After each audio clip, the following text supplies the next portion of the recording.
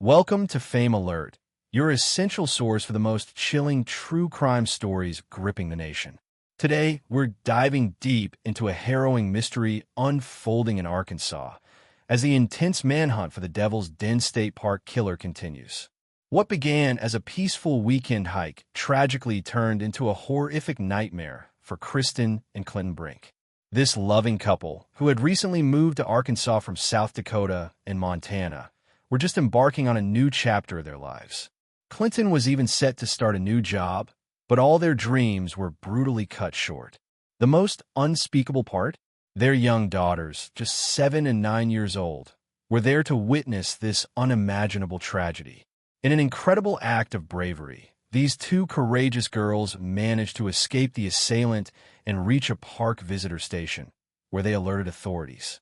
The Brink family later released a heartbreaking statement, saying in part, "Clinton and Kristen died heroes protecting their little girls, and they deserve justice.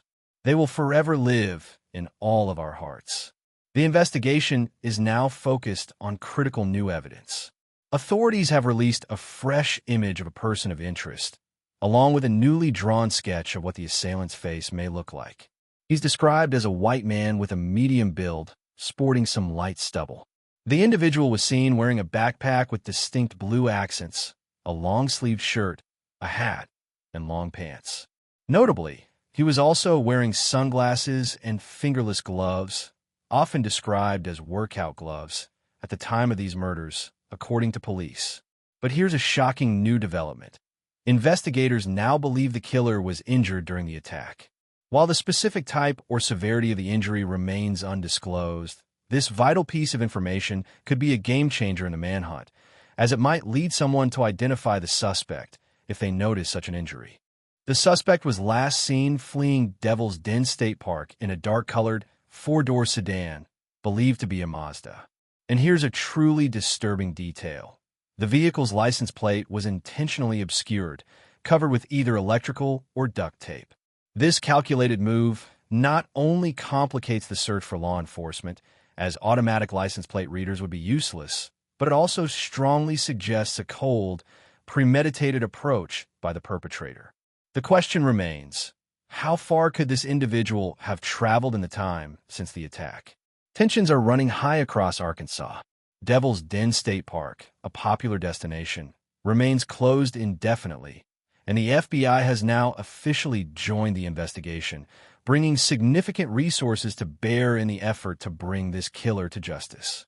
However, the search is incredibly challenging. The park's remote location, with its thick brush and rugged terrain, combined with a notorious lack of cell service, makes communication and coordination extremely difficult for investigators, as the girls themselves had to travel to a visitor center to call for help. Police are actively urging the public for assistance.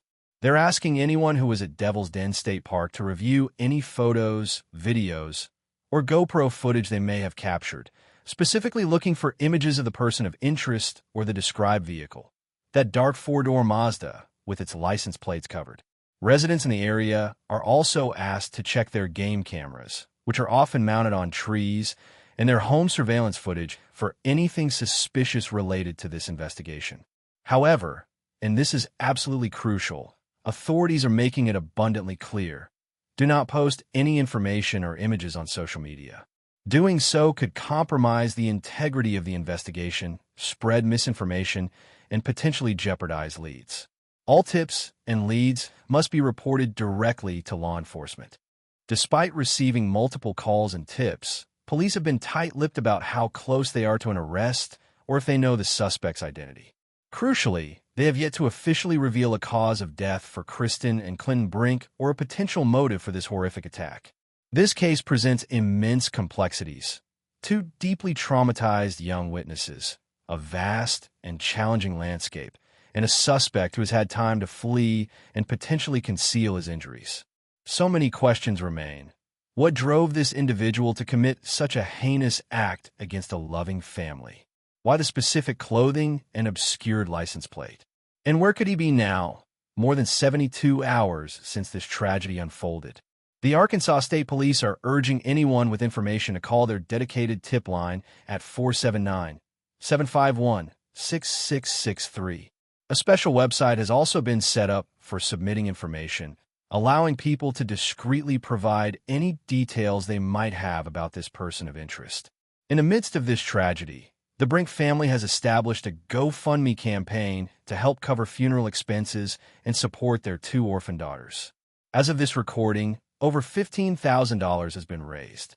These funds will not only help lay Kristen and Clinton to rest, but will also provide crucial support for their little girls, who at just 7 and 9 years old, endured unimaginable trauma. This money will help them navigate what will undoubtedly be a very long and difficult road ahead, ensuring they receive the care and resources they desperately need.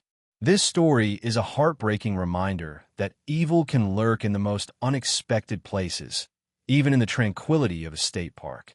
Our collective vigilance can be the key to bringing justice for Kristen and Clinton Brink.